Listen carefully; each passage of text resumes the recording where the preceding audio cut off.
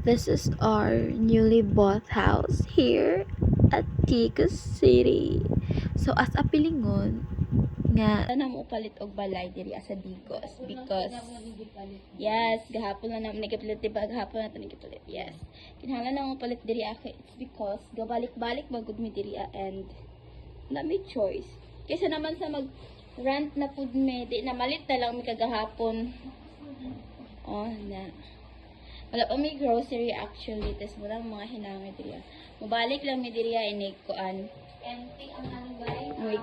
Mamalik na pud mi diri duty. Yes. Na akong hair guys, oh. Mura tinilatan ng baka.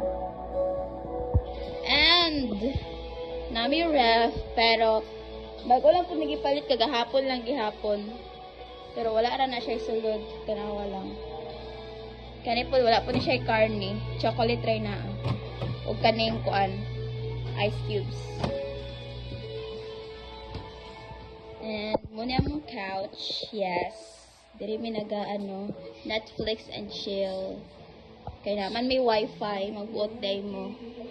Muna na ang mga kagrupo guys. And aray na ang mga wifi, yes. Gipalit lang yapon na mo nakagahapon. Tanan ni guys, kagahapon na namo ni gipalit.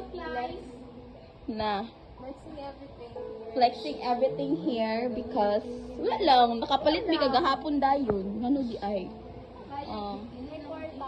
mao na niyang ang view outside. Look, napa siya star dito isa star ba ni or sa planet na wala to guys. Bye.